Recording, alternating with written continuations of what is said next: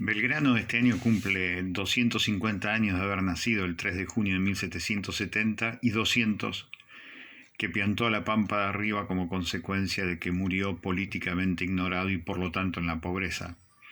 Ni siquiera tenía para pagarle a su médico de cabecera y por eso le tuvo que dar una incrustación de oro que tenía en su dentadura. Tal vez el final de Belgrano explique su fenomenal pasión por la Argentina, un país que ni siquiera se mencionaba de esa manera. Belgrano, cuando tenía 20 años, era el presidente del Colegio de Abogados y Ciencias Económicas de Salamanca, ese lugar que hasta el día de la fecha hay mucha gente que todavía dice que lo que Natura no da, Salamanca no presta, porque era algo así como la síntesis de la sabiduría de Occidente. Y eso es porque Belgrano había sido el segundo promedio de la Universidad de Valladolid en 500 años de su creación. Era la mente más notable que había tenido el siglo XVIII y parte del siglo XIX en lengua española. Y cuando llega aquí, al todavía virreinato del Río de la Plata, lo declaran, con 24 años, secretario vitalicio del consulado, algo así como que un muchacho de 24 años, hasta el momento de su muerte, iba a empezar a ganar nada menos que 150 a 200 mil pesos mensuales. Piensen hoy en un pibe de 24 años a quien le dice que de por vida tendrá un trabajo que por mes le dan 150 mil pesos. Pensaría que ya está hecho, que no hay por qué calentarse.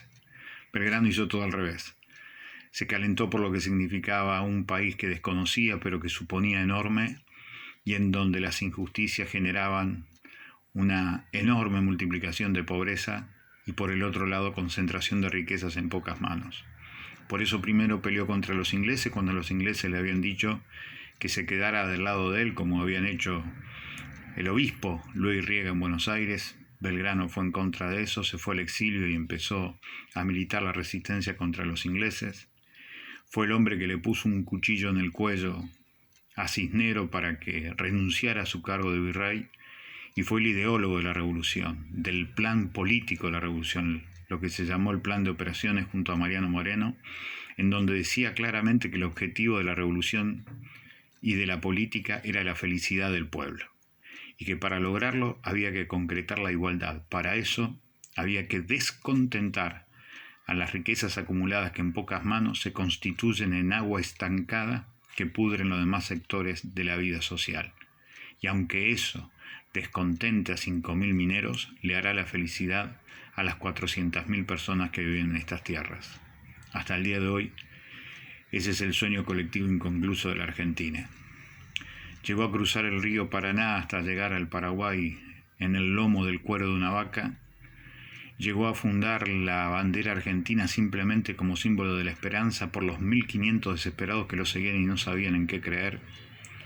Y fue el hombre que cuando ganó la batalla de Tucumán, los hacendados tucumanos le dijeron en 1812 que era el padre de la patria, y él lo que dijo fue que los verdaderos padres de la patria eran los soldados que lo seguían y ni siquiera sabían leer ni escribir, pero habían dado la sangre por aquella palabra maravillosa que era la palabra revolución.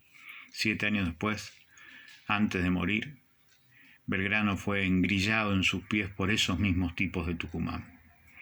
Se muere el 20 de junio de 1820 en la pobreza porque había declarado que todas las personas eran iguales, y junto a su amigo Martín Miguel de Güemes había declarado el fuero gaucho, una especie de documento de identidad en donde todas eran personas.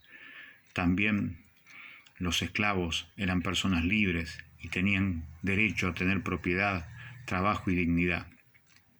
De Belgrano se conoce muy poco, como por ejemplo el Estatuto de los Pueblos Misioneros del 28 de diciembre de 1810, una verdadera constitución social en donde decía que el Estado garantizaba el trabajo para los mayores de 18 años y la educación para los menores de 18 años, que iba a repartir las tierras por iguales y darle por iguales, de acuerdo a sus necesidades, las herramientas para trabajar la tierra.